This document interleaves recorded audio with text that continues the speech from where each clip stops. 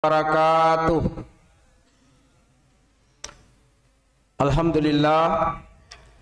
Alhamdulillahi rabbil alamin. Wassalatu wassalamu ala asyrafil anbiya'i wal mursalin wa ala alihi wa sahabatihi ajma'in, amma ba'du. Allahumma anfa'na bima 'allamtana wa 'allimna ma yanfa'una wa zidna ilman. Walhamdulillah ala kulli hal wa na'udzu billah min hali ahli nar. Ma'asyiral muslimin wal muslimat, jamaah Masjid Al-Amanah azani Allahu wa iyyakum ajmain.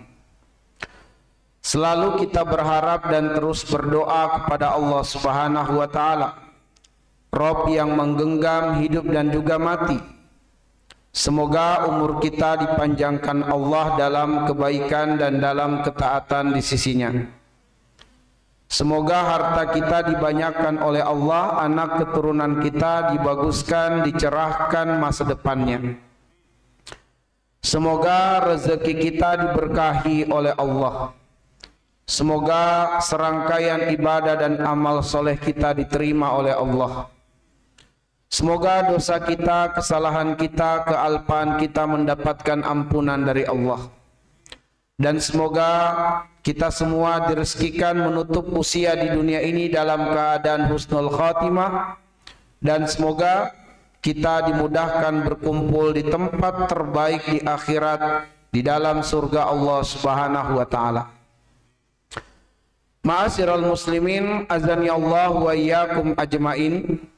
Pada kesempatan yang sangat berbahagia ini, saya ingin menyampaikan tentang keutamaan menghafal Al-Quran. Mengapa hal ini penting untuk kita sampaikan? Yang pertama adalah karena pengaduan Nabi SAW kepada Allah Subhanahu wa ta'ala yang diabadikan di dalam Quran surat Al-Furqan di ayat yang ke-30. Wa qala ar-rasul ya rabbi inna qaumi ittakhadhu hadzal qur'ana mahjura. Nabi SAW curhat kepada Allah, mengadu kepada Allah bahwa di antara umatnya ada yang menjadikan Al-Quran itu mahjura, diabaikan, tidak dipedulikan atau tidak memberikan perhatian yang besar terhadap Al-Quran. Saya membaca sebuah berita yang disampaikan oleh Wakil Ketua Dewan Kemakmuran Masjid Indonesia, di mana di dalam Detik News beliau menyampaikan berdasarkan hasil riset dan penelitian bahwa 65% dari masyarakat muslim Indonesia belum bisa membaca Al-Quran. Kalau saja 65% masyarakat muslim belum bisa membaca Al-Quran, maka tentu lebih besar lagi dari masyarakat muslim jumlah persentasinya yang tidak menghafal Al-Quran atau belum meluangkan waktu menghafal Al-Quran.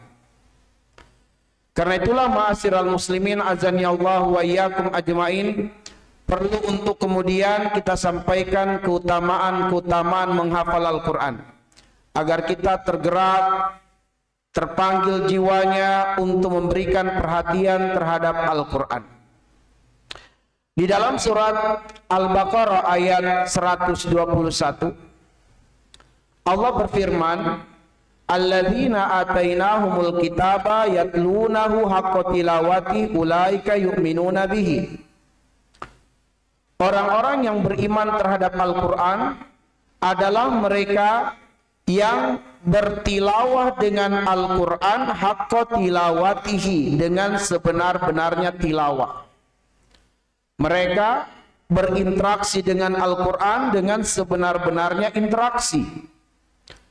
Imam As-Sa'di rahimahullah ta'ala dalam tafsirnya menyebutkan bahwa makna dari yatlunahu haqqa tilawati, bertilawah dengan sebenar-benarnya tilawah, ada 5. makna atau maksud dari yatlunahu haqqa tilawati. Yang pertama, mempelajari Al-Quran dan membacanya rutin setiap hari. Yang kedua, mengetahui arti, makna atau maksud dari ayat-ayat Al-Quran yang dia baca. Yang ketiga, mengamalkan Al-Quran. Yang keempat, menghafal Al-Quran. Dan yang kelima, mengajarkan dan mendakwakan Al-Quran.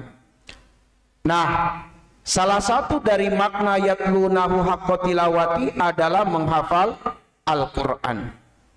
Sebab ma'asyiral muslimin, seseorang yang telah mengambil pilihan untuk menghafal Al-Quran pasti akan banyak interaksinya dengan Al-Quran. Pasti dia akan banyak membaca Al-Quran. Dan diantara tips untuk menguatkan hafalan atau memudahkan ingatan dalam menghafal Quran adalah mengetahui makna dan kandungan dari ayat-ayat Allah Subhanahu wa taala. Ma'asyiral muslimin azani Allah wa iyyakum, sangat banyak dalil-dalil di dalam Al-Qur'an ataupun hadis tentang keutamaan menghafal Al-Qur'an. Paling tidak di kesempatan ini akan kami sampaikan 5 keutamaan menghafal Al-Quran, yang semoga dengan keutamaan-keutamaan ini kita tergerak hati, terketuk jiwa untuk mengambil pilihan mulai menghafal Al-Quran. Yang pertama, ma'asyiral muslimin azani Allah wa iyyakum, bahwa para penghafal Al-Quran itu akan diangkat derajatnya oleh Allah di dunia ini. Allah akan memuliakan hidupnya di dunia ini. Di antara dasarnya atau dalilnya, kata para mufassir, adalah hadis Nabi Shallallahu Alaihi Wasallam, hadis yang diriwayatkan oleh Imam Muslim.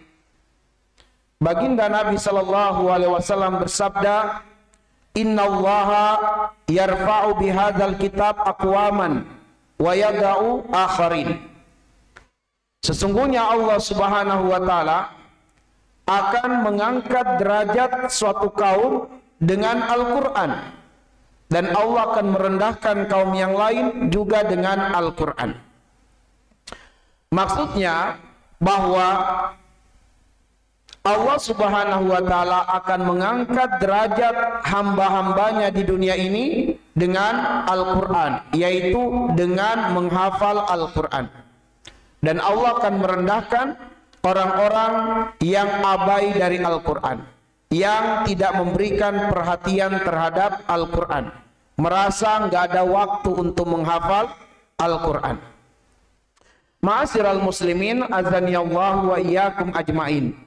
Kalau kita kaitkan dengan Quran surat Shad, surah yang ke-38 di ayat yang ke-29, pada ayat itu Allah mensifati Al-Quran dengan mubarakun, kitab yang penuh dengan keberkahan. Allah berfirman, kitabun anzalnahu ilaika mubarakun. Kitab Al-Quran yang kami turunkan kepada engkau wahai Muhammad, mubarakun, penuh dengan keberkahan. Apa itu arti berkah? Berkah itu artinya ada 4. Subutul khair, wa dawamul khair, wa kasratul khair, wa ziyadatul khair. Berkah itu artinya langgengnya kebaikan, berkesinambungannya kebaikan, berlimpahnya kebaikan, dan terus bertambah kebaikan. Itu arti dari berkah.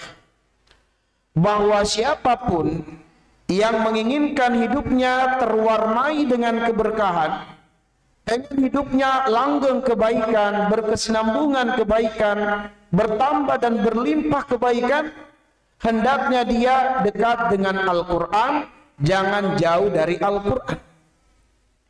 Salah satu bentuk kedekatan dengan Al-Quran adalah dengan menghafal Al-Quran. Maka mereka yang menghafal Al-Quran, pasti interaksinya dengan Al-Quran itu lebih banyak dari sekedar membaca Al-Quran. sudah sangat bersyukur kalau seseorang itu diberikan nikmat oleh Allah bisa baca Quran 1 juz per hari. Itu sudah prestasi yang luar biasa di zaman kita hari ini. Beda di zamannya Umar bin Abdul Aziz, di mana pada masa itu tidak ada mustahik zakat. Orang yang paling malas membaca Al-Quran pada masa beliau adalah yang menghatamkan Al-Quran 1 juz per hari. Itu paling malas di zaman beliau, terkategori paling malas dengan Al-Quran. Tapi kalau hari ini kita bisa komitmen 1 juz per hari, itu sudah prestasi luar biasa. Berarti dalam 1 bulan khatam Al-Quran sekali, itu sudah luar biasa. Namun ma'asyiral muslimin, yang menghafal Al-Quran itu, kalau dia sudah hafiz Quran, dia mesti memurojaah hafalannya agar supaya tetap mungkin, itu antara 3 sampai 5 juz per hari. Maka interaksi para penghafal Al-Quran dengan membaca Quran itu jauh lebih besar daripada sekedar membaca Quran tanpa hafalan. Nah, maka mereka yang menghafal Al-Quran pasti akan banyak berinteraksi dengan Al-Quran, pasti banyak membaca Al-Quran. Ma'asyiral muslimin azanillahu wa iyyakum, maka mereka yang menghafal Al-Quran itu pasti akan diangkat derajatnya oleh Allah Subhanahu wa taala. Di zaman sahabat ada seorang budak yang bernama Syurahbil bin Hasanah. Beliau adalah seorang budak tadinya, tapi tatkala kemudian di zaman Khalifah Umar bin Khattab, beliau oleh Khalifah Umar diangkat sebagai gubernur di Syam. Lalu kemudian Khalifah Umar bin Khattab mengatakan, innallaha yarfa'u bihadzal kitab aqwaman wa yadau akharin. Jadi Umar bin Khattab mengutip hadis Nabi sallallahu alaihi wasallam dalam kaitannya dengan pengangkatan Syurahbil bin Hasanah menjadi gubernur di Syam, bahwa beliau tadinya atau sebelumnya adalah seorang budak yang direndahkan, dihinakan, diperjualbelikan oleh majikannya dengan harga yang murah.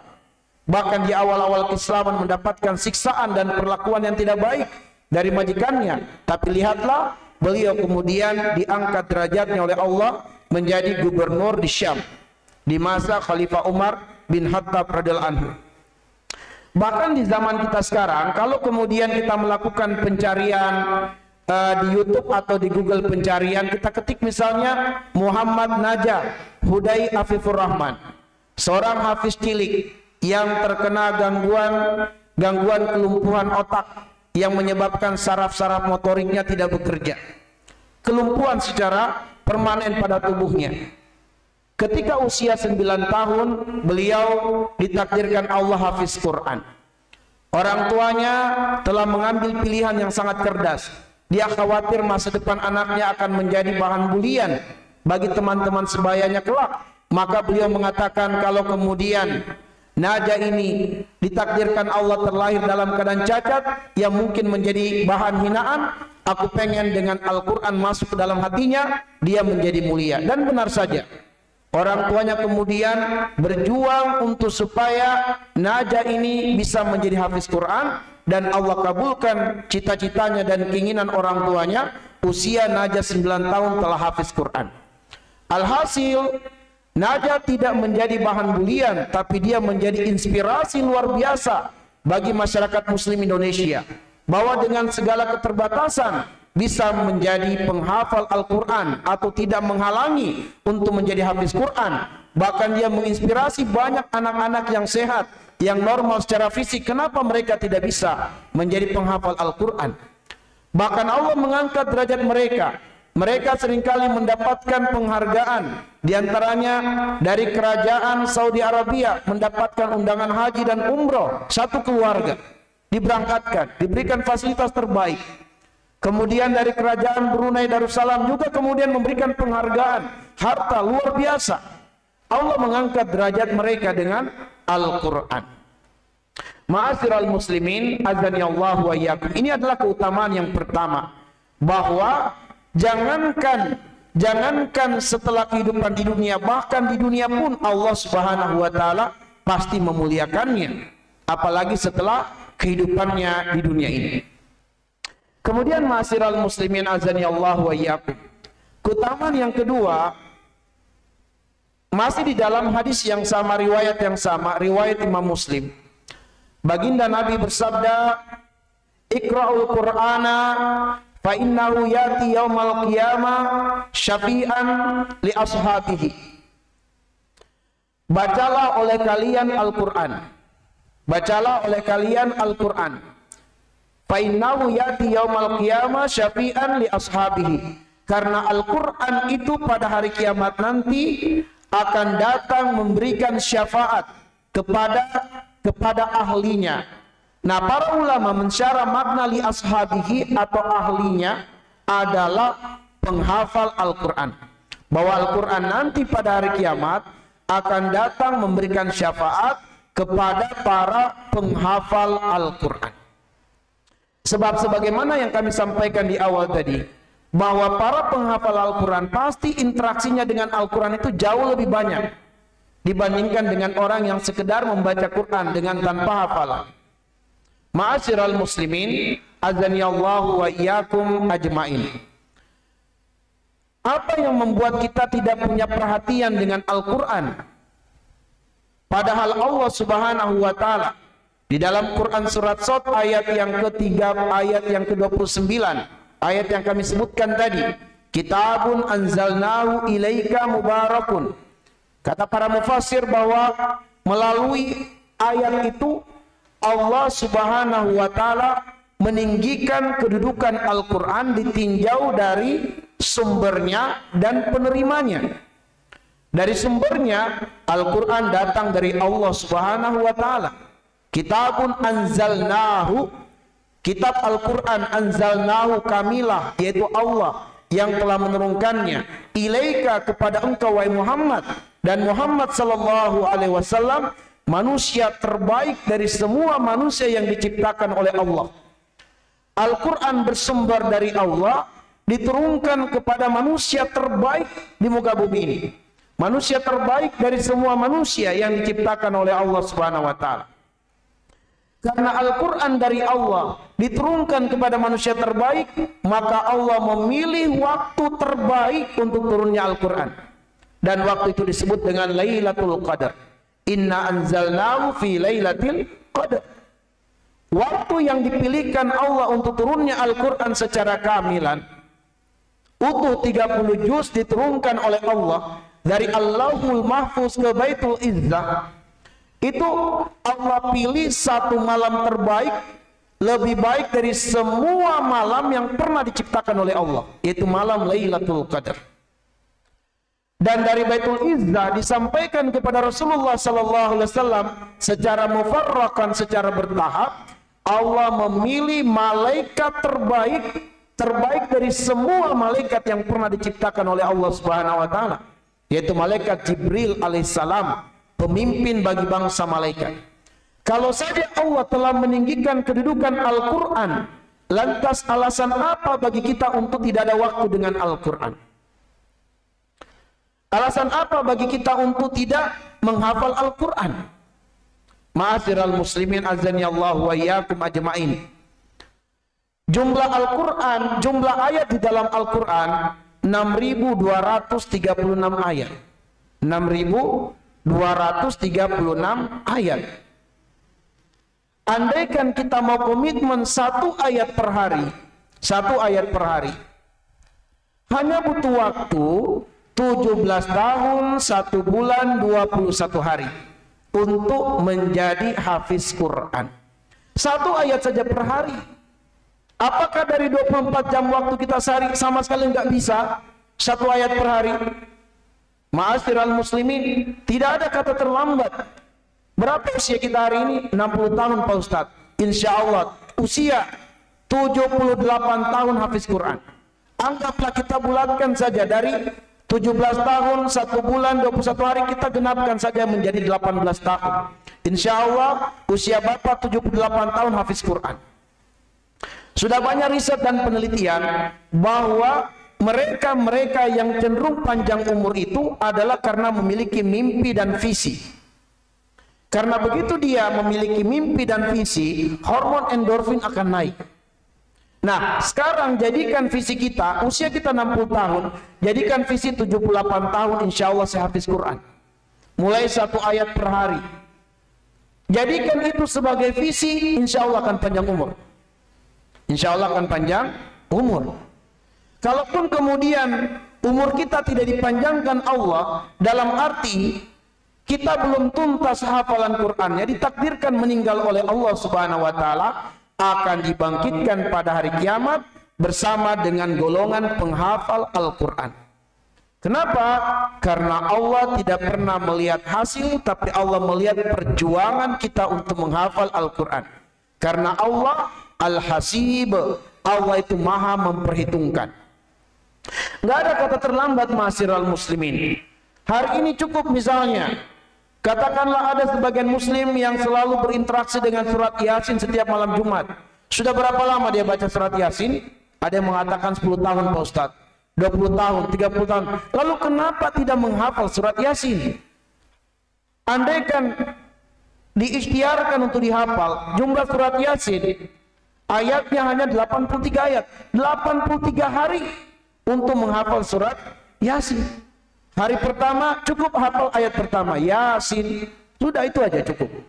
Baca itu di sholat-sholat sunnah, murajaah di waktu qiyamul lail. Besok tambah lagi ayat yang kedua, baca di sholat-sholat sunnah, murajaah di qiyamul lail. Mungkin insya Allah 83 hari kemudian telah hafiz surat Yasin. Berapa 83 hari itu? Ya, hanya kurang lebih 3 bulan, nggak sampai 4 bulan. Atau katakanlah 4 bulan. Tapi apalah arti mengatakan saya baca surat Yasin 10 tahun, 20 tahun, tapi tidak menghafal surat Yasin. Lagu-lagu bisa dihafal. Kenapa surat Yasin tidak bisa dihafal? 83 hari waktu yang dibutuhkan, ma'asyiral muslimin. Nah, ma'asyiral muslimin azanillahu wa iyyakum ajmain. Yang merasa sudah rutin baca surat Al-Kahfi, coba dihafal 110 ayat, 110 hari waktu yang dibutuhkan untuk menghafal surat Yasin. Juga sekitar 4 bulan insya Allah, nggak sampai 5 bulan. Kalau komitmen 1 ayat per hari, kita akan hafal surat Al-Kahfi. Karena nanti kita akan ditanya oleh Allah, an umrihi fima afnahu. Ditanya oleh Allah umur kita, dalam hal apa umur ini kita habiskan. Masa surat Al-Kahfi 110 ayat tidak dibaca, tidak dihafal, padahal keutamaannya luar biasa. Masa surat Yasin tidak dihafal, padahal keutamaannya luar biasa. Ma'asyiral muslim, mulailah.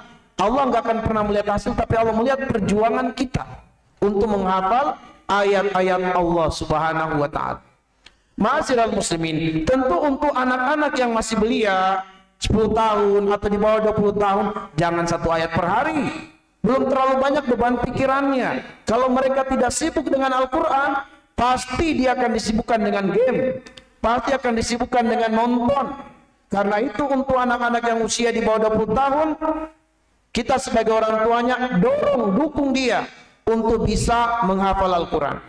Al-Quran ini jumlahnya 604 halaman. 604 halaman.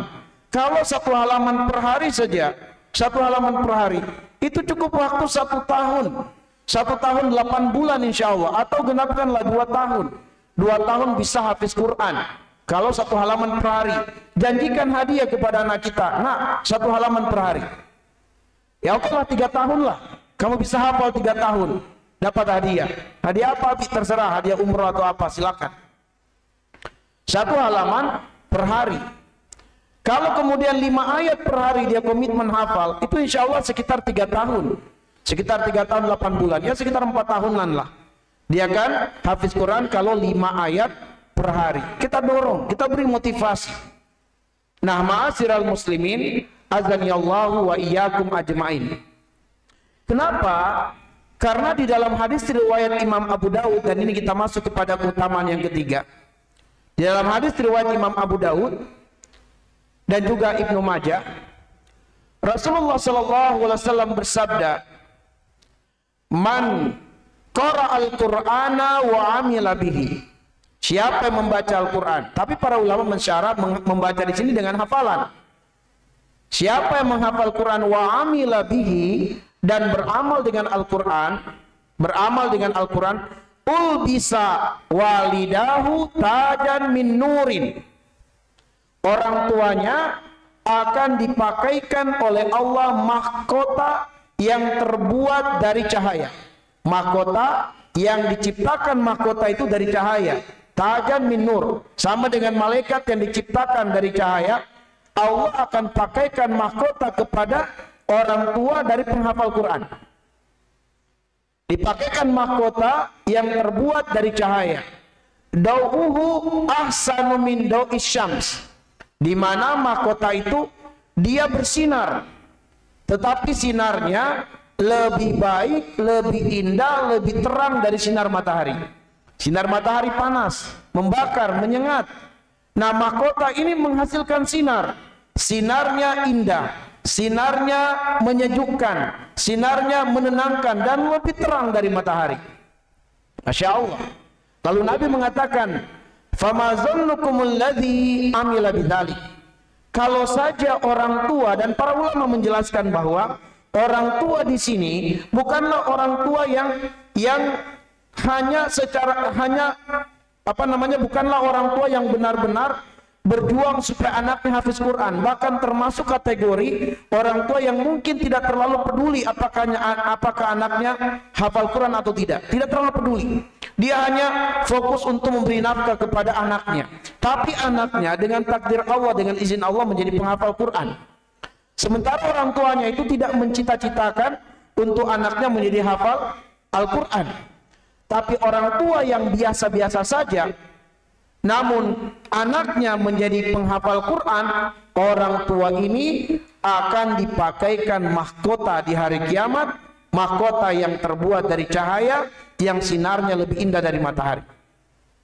Ini orang tua yang biasa, bukan orang tua yang betul-betul mempersiapkan anaknya dari kecilnya untuk menjadi hafiz Quran. Orang tua yang bahkan tidak pernah tahu kalau anaknya ini menghafal Quran. Kenapa dia mendapatkan kemuliaan? Sebab orang tua ini menjadi sebab anak ini terlahir di muka bumi.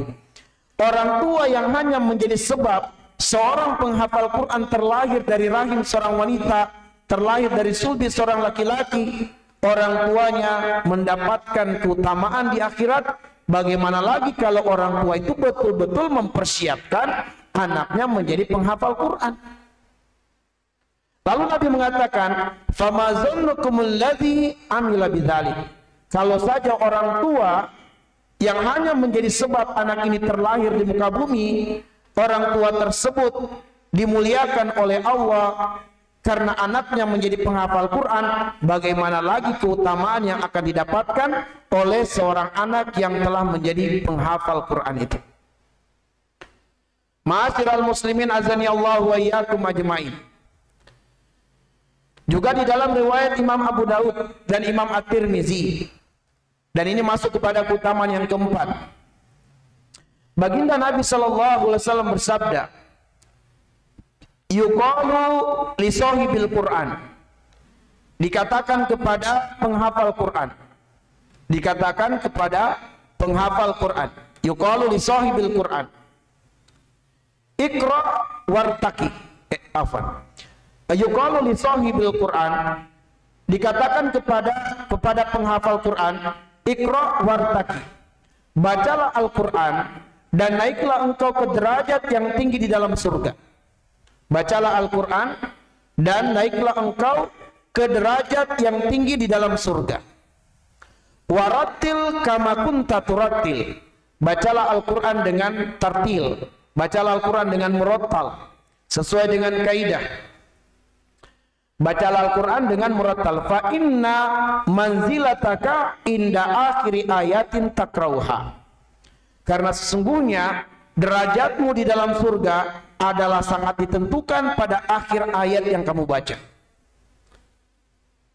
Ini menjelaskan bahwa para penghafal Al-Quran itu pasti masuk surga. Dan di dalam surga dia akan diangkat derajatnya sangat ditentukan oleh jumlah ayat yang dia hafal. Semakin dia menghafal ayat-ayat Al-Quran sampai mungkin sampai selesai misalnya, itulah derajatnya di dalam surga. Selagi dia terus membaca hafalan Qurannya, diangkat terus derajatnya oleh Allah sampai dia berhenti dari ayat yang dia baca. Itulah kedudukannya di dalam surga. Dan Syekh Al-Albani rahimahullah taala mengatakan hadis ini adalah hadis yang sahih. Hadis yang sahih. Bahwa penghafal Quran derajatnya diangkat oleh Allah Subhanahu wa taala di dalam surga, dan kedudukannya di dalam surga sangat ditentukan dari ayat yang dibacanya atau akhir ayat yang dibacanya. Kemudian ma'asyiral muslimin, bahwa ternyata, dan ini keutamaan yang terakhir ingin kami sampaikan, keutamaan yang kelima, bahwa penghafal Al-Quran itu bukan hanya menjadi kemuliaan akan dirinya dengan hafalan Qurannya, bukan hanya menjadi sebab kemuliaan bagi orang tuanya, tapi dia juga menjadi sebab 10 orang ahli keluarganya yang mungkin karena dosa besar 10 orang ahli keluarganya itu masuk neraka, bisa ditarik masuk ke dalam surga. Saya ulang sekali lagi, dan ini keutamaan yang luar biasa, bahwa penghafal Quran itu bisa menarik atau bisa menyelamatkan 10 orang anggota keluarganya yang mungkin karena dosa besar sehingga 10 orang anggota keluarga ini harus masuk ke dalam neraka, tapi karena adanya penghafal Quran di tengah-tengah dia yang kemudian memberikan syafaat kepadanya, dia atau 10 orang itu bisa selamat dari neraka dan masuk ke dalam surga. Hadis ini diriwayatkan oleh Imam Ahmad, diriwayatkan oleh Imam At-Tirmizi, dan juga diriwayatkan oleh Imam Ibnu Majah, bahwasanya Nabi SAW bersabda, "Man qara'al Qur'an wa hafizahu." Siapa yang membaca Quran dan menghafal Al-Quran.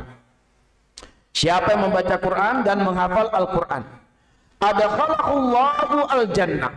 Allah pasti akan memasukkannya ke dalam surga. Adkhalahullahu al-jannah. Pastilah penghafal Quran itu akan dimasukkan oleh Allah ke dalam surga. Wa syafa'ahu fi asyarati min ahli baitihi. Dan kemudian Allah Subhanahu wa taala memberikan kepadanya kemuliaan berupa kelayakan dan kepantasan untuk memberikan syafaat kepada 10 orang ahli keluarganya. Ahli baitihi, kata Nabi, 10 orang ahli keluarganya, kulluhum qad istaujabu an-nar, di mana 10 orang anggota keluarganya ini harusnya masuk neraka karena dosa besarnya. Tapi karena syafaat dari penghafal Quran kepada 10 orang anggota keluarganya ini, bisa selamat dari neraka dan masuk ke dalam surga. Namun yang menjadi catatan ma'asyiral muslimin adalah bahwa dikaitkan dengan ayatul kursi, man dzalladzi yashfa'u indahu illa biizni, bahwa penghafal Al-Quran itu diizinkan oleh Allah untuk memberi syafaat kepada siapa-siapa dari orang-orang yang diinginkan dari kalangan keluarganya yang mungkin karena dosanya tadi masuk neraka, dengan catatan dosa yang diperbuatnya di dunia bukanlah dosa yang membatalkan keimanannya atau keislamannya. Sebab apabila kemudian ahli keluarganya itu melakukan perbuatan dosa yang menyebabkan batal iman atau batal Islamnya, nggak bakal bisa mendapatkan syafaat. Makanya dikaitkan dengan ayatul kursi tadi, bahwa Allah memberikan kelayakan kepada penghafal Quran untuk memberikan syafaat, tetapi orang-orang yang dia kehendaki untuk diberi syafaat itu adalah yang diizinkan oleh Allah mendapatkan syafaat. Yang diizinkan oleh Allah mendapatkan syafaat adalah mereka-mereka yang tidak batal imannya atau tidak batal keislamannya ketika di dunia. Karena itulah di dalam kitab tauhid, ya kitab tauhid yang pertama, ya ada bab dari kitab tauhid itu, yaitu min nawaqidit tauhid, pembatal-pembatal tauhid, pembatal-pembatal keimanan. Ada disebutkan dalam kitab tauhid, ada 13 min nawaqidit tauhid, pembatal-pembatal tauhid. Di antaranya adalah berbuat syirik. Berbuat syirik membatalkan tauhid. Jika seseorang berbuat syirik lalu meninggal dunia belum sempat bertobat dari syiriknya, meskipun dia memiliki banyak ahli keluarga penghafal Quran, dia yang meninggal dalam keadaan syirik ini tidak akan bisa mendapatkan syafaat. Tidak akan mendapatkan syafaat. Nah, yang kedua adalah orang-orang yang berbuat sihir. Orang-orang yang berbuat sihir juga akan batal imannya jika dia meninggal dalam keadaan tidak bertobat dari berbuat sihir. Yang ketiga adalah orang-orang yang mendatangi perdukunan dan mempercayai tukang ramal. Sebab Nabi mengatakan dalam riwayat Imam Muslim, "Man ata kahinan aw arrafan wa saddaqa bima yaqul faqad kafara bima anzalallahu ala Muhammadin sallallahu alaihi wasallam." Siapa yang mendatangi dukun, mendatangi tukang ramal, lalu mempercayai perkataan keduanya, batal imannya, batal Islamnya. Dia dihukumi telah ingkar, telah kafir terhadap Al-Quran yang diturunkan kepada Nabi sallallahu alaihi wasallam. Kenapa? Sebab di surat Al-An'am ayat 59 Allah telah sangat jelas menegaskan wa indahu mafatihul ghaib la ya'lamuha illa huwa. Hanya di sisi Allah kunci-kunci perkara yang gaib, tidak ada yang tahu kecuali Allah saja. Itu surat Al-An'am ayat 59. Dan di antara kunci-kunci perkara yang gaib itu dijelaskan di dalam surat Luqman di ayat 34. Di antaranya adalah wa ma tadri nafsun madza taksibu godan. Tidak ada setiap jiwa atau seorang jiwa yang tahu apa yang akan terjadi di masa depan. Jangankan setahun, 2 tahun, 10 tahun ke depan, 1 menit ke depan, gak ada yang tahu apa yang terjadi pada dirinya. Maka ma'asyiral muslimin, siapa yang mengklaim bisa mengetahui nasib seseorang, masa depan seseorang dengan ramalan-ramalan, maka dia telah mengingkari Al-Quran, kafir. Nauzubillah min dzalik. Nah, karena itulah ma'asyiral muslimin, perlu kita hindari perbuatan-perbuatan yang membatalkan keislaman. Sebab jika seseorang melakukan perbuatan pembatal keislaman dan dia tidak bertobat, maka bisa menyebabkan dia kekal di dalam neraka. Nah, diantaranya lagi, sebab ini juga penting, adalah menjadikan syariat Allah sebagai bahan candaan. Di dalam Al-Quran surat At-Taubah ayat yang ke-65, Qul abillahi wa ayati wa rasuli in kuntum tastahzi'un. Apakah dengan Allah, dengan kitab Al-Quran, dengan Rasulnya kalian berolok-olok? La ta'tadhiru qad kafartum ba'da imanikum. Tidak perlu minta maaf. Kalian telah kafir. Setelah sebelumnya beriman, kalian sekarang kafir. Karena telah menjadikan ayat-ayat Allah, syariat Allah sebagai candaan. Hari ini ada begitu banyak remaja-remaja yang membuat konten TikTok dengan menjadikan syariat Allah sebagai candaan. Ada yang menjadikan sholat sebagai bahan tertawaan, bahan candaan, sholat berjoget-joget, nauzubillah. Mereka tidak sadar konsekuensinya fatal, yaitu batal imannya, batal Islamnya, kalau mereka tidak segera bertobat dari itu. Kalau saja mereka benar-benar karena kebodohan dan tidak tahu, semoga Allah mengampuninya. Tapi sekiranya ilmu sampai kepada mereka dan mereka tidak segera bertobat, maka batal keimanan dan keislaman mereka jika mati dalam keadaan tidak bertobat. Nah, ma'asyiral muslimin, azani Allahu wa iyyakum ajmain. Maka Al-Qur'an ini, kata Allah Subhanahu wa taala dalam surat Al-Isra, dan ini sebagai penutup pada kesempatan ini, Allah mengatakan inna hadzal Qur'an yahdi lillati hiya aqwam. Al-Quran ini diturunkan oleh Allah untuk benar-benar memberi petunjuk kepada jalan yang lurus. Wa yubasyirul ladzina, dan memberikan kabar gembira kepada orang-orang yang beriman, kepada orang-orang yang beramal soleh, anna lahum ajran kabira, bahwasanya mereka akan mendapatkan balasan yang sangat besar. Bahwa Al-Quran dia menjadi petunjuk dan juga menjadi kabar gembira kepada orang-orang yang beriman, kepada orang-orang yang beramal soleh, bahwa mereka akan mendapatkan balasan yang sangat besar di dunia dan juga di akhirat. Ma'asyiral muslimin, azani Allah wa iyyakum ajmain. Demikianlah yang bisa kami sampaikan pada kesempatan yang sangat berbahagia ini. Lebih dan kurangnya mohon dimaafkan. Dan satu lagi yang ingin kami sampaikan dalam kaitannya dengan hikmah, kata para ulama, bahwa ternyata Al-Quran itu dikaitkan dengan kematian, yaitu pada satu kata yang berulang di dalam Al-Quran hanya 2 kali, dan satu kata itu adalah kata sakilun. Dan kata sakil ini terdapat di dalam surat Al-Muzammil ayat yang ke-5 dan juga surat Al-Insan di ayat yang ke-27. Di dalam surat Al-Muzammil ayat yang ke-5, Allah mensifati Al-Quran dengan kaulan sakilan, perkataan yang berat. Lalu kemudian di dalam surat Al-Insan ayat 27 Allah mensifati hari kematian dengan yauman sakilan, hari yang sangat berat. Sehingga para ulama mengatakan siapapun yang menginginkan kesuksesan, keberhasilan dan keselamatan di hari yang sangat berat, yaitu hari pada saat kematian datang padanya dan hari-hari setelah kematian, maka hendaknya dia berpegang teguh dengan perkataan yang berat, yaitu berpegang teguh dengan Al-Quran. Semoga Allah Subhanahu wa Ta'ala memuliakan kita dengan Islam, mengistiqomahkan kita beramal Islam. Semoga di sisa waktu hidup kita di dunia diberikan taufik oleh Allah untuk memberikan perhatian besar terhadap Al-Quran. Di antaranya adalah dengan mulai mengambil pilihan menghafal ayat-ayat Al-Quran. Semoga Allah mengumpulkan kita semua di dalam surganya. Nas'alullah ayyaj'alana minal ladzina yastami'una al-qawla wa yattabi'una ahsana. Subhanakallahumma wa bihamdik asyhadu an la ilaha illa anta astaghfiruka wa atubu ilaik. Assalamualaikum warahmatullahi wabarakatuh.